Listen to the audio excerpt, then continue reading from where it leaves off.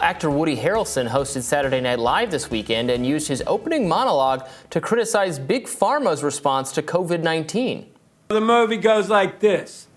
The biggest drug cartels in the world get together and buy up all the media and all the politicians and force all the people in the world to stay locked in their homes, and people can only come out if they take the cartel's drugs and keep taking them over and over. I threw the script away. I mean, who is going to believe that crazy idea, being forced to do drugs? I do that voluntarily all day long. Anyway, it's about that time. Come on. Still no jacket. Okay. Well, we got a great show for you tonight. Jack White is here, so stick around. We'll be right back. So that was interesting. He was making the point that what the government did in forcing everyone to stay in their homes for a long period of time, and then you can only rejoin society if you get vaccinated, is akin to that very dystopian, authoritarian kind of thing he just described.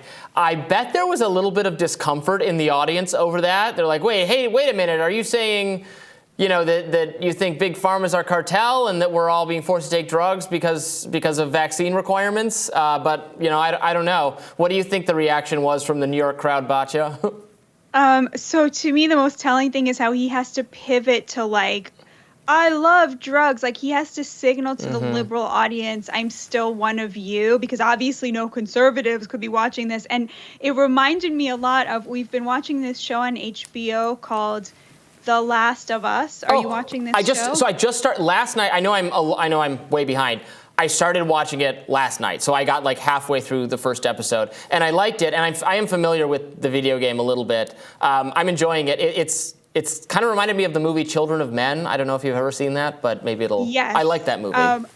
What's interesting about it is it's about government overreach to a pandemic. I don't know if you've gotten that far, but the government becomes extremely Nazi-like in responding to this pandemic.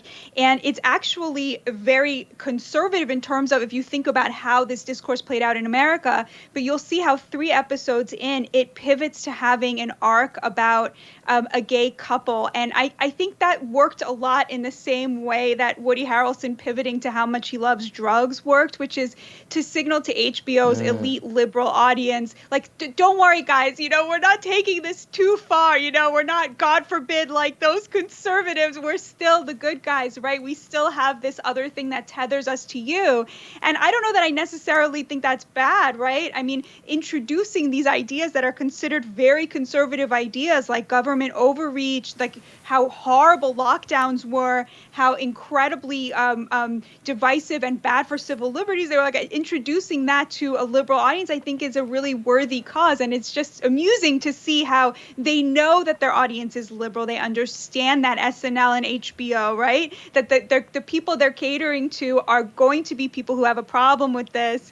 And they have to in some way go out of their way to make sure that they know that they're, they still have them on these other issues. So I just started it last night. I only got halfway through it. So I had not yet made that connection. But now that you brought it up, I totally see. Yeah, there's a curfew. They're executing people for being out of the zone they were supposed to be in. I just got introduced to the rebel group. I see the lockdown kind of connection, and I had heard that there was the 3rd episode is controversial for a number of reasons, but a gay storyline. I saw some conservatives complaining that it was it was kind of put in there for doesn't fit or something. I mean, there are people who would be mad about anything, but I see why you might say that was their attempts to pivot and be like, no, but we still have a liberal outlook, even though we're attacking lockdowns and authoritarian government and how it would use concerns about your safety and your health to claim these massive powers for itself that restrict human liberties. But exactly. We're pro-gay, so it's okay. Something like that. Harrelson also had this to say while in conversation with Bill Maher. Ivermectin got made into a horse tranquilizer, a horse whatever it is. Which it is, but also used by humans. It's used by millions and millions of humans. Hydroxychloroquine got made ridiculous. And there was only one thing that could work, and that's the vaccine, right? And so ultimately, because of that, billions of dollars was made. And here's my problem with this is like, okay, so they were wrong about COVID. They were wrong about identity politics. They were wrong about intersectionality. They were wrong about environmentalism, right? Bill Maher just admitted a couple weeks ago that he himself is a hypocrite because he flies private, right? But this never makes them take the next step and say, well, maybe they were wrong about Trump, right? Maybe they were wrong about this other stuff. Like maybe they were wrong about demonizing Republicans. Maybe they were wrong about, right? There's always a limit, like a hard limit, even to those who have acknowledged the woke excesses. And, you know, it's funny because like they're not accidentally wrong about COVID. They were wrong about COVID for the same reasons they're wrong about everything else. They have this class bias that blinds them to the reality of what normal people are like, which comes straight out of universities where they're taught a bunch of stuff that gives them brain worms, okay? Like, it's not like a mystery of how they got COVID wrong, right? But these people who can see that the COVID was nonsense, they could see it in you know, this issue or that issue, but they'll never take on the larger, more fundamental problem, which is that these people think that they're on the side of the little guy, but actually they're on the side of like a combination of elitism and upward mobility for meritocratic elites, and then sustaining the poor in a way that they'll never be able to rise on their own, right? Like they never take that next step and say that there's like a real fundamental problem that goes much deeper than that. And by the way, Robby, this is a critique of the right as well, because the right will be like, oh, they're wrong on the trans issue because they hate children. It's like, no, it's not because they hate children. Like there's an obvious but much deeper thing here. And I just feel like if everyone could get to that next level, we'd have a much more productive conversation. Yeah, and there was a lot, obviously, that people got wrong about COVID on all sides. Like, I mean, Woody Harrelson there was kind of trying to imply some kind of, to my mind, not correct equivalency, even though I think the vaccines have been oversold and they did not end up, you know, having as much of a positive impact on cases as we wanted them to have. Still more in just the kind of severe disease category, especially for at-risk people. I have yet to see any good evidence that ivermectin does anything at all. In fact, there was more bad news for the ivermectin people.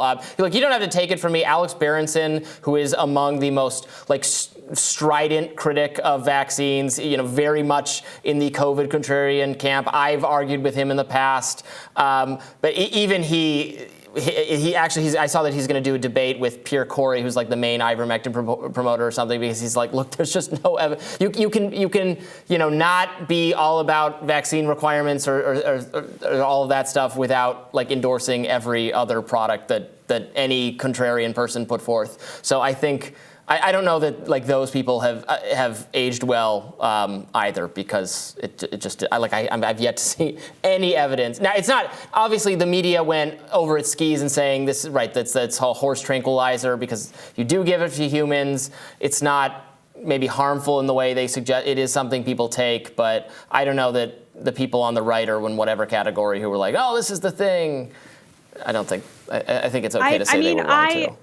I know people personally, multiple people who took it and like immediately felt that had that kind of, but who knows if that's psychosomatic or not, right? Like it requires a lot more evidence and a lot more investigation. Sadly, you know, we didn't get that from the people who are in charge of like, you know, the evidence-based stuff, because they actually I'd probably put those people in the same category of people who are like, oh, I have long COVID, but I also have like long-term anxiety or something. Like, why is it that the people who say they have long COVID are also very much disproportionately likely to have already reported long-term anxiety or other mental health problems? Yeah. It raises the question of hypochondria and kind of confirmation of something you already wanted to believe. All right, well that doesn't. Psychosomatic. We don't have to judge them. You know, like I believe that what they're feeling is real. You know, but it's you know, we could say it's psychosomatic, social contagion. You know. All of these things, all the systems are related: the physical, the spiritual, the psychological. All right, we'll have more rising right after this. in just a minute. Stay tuned.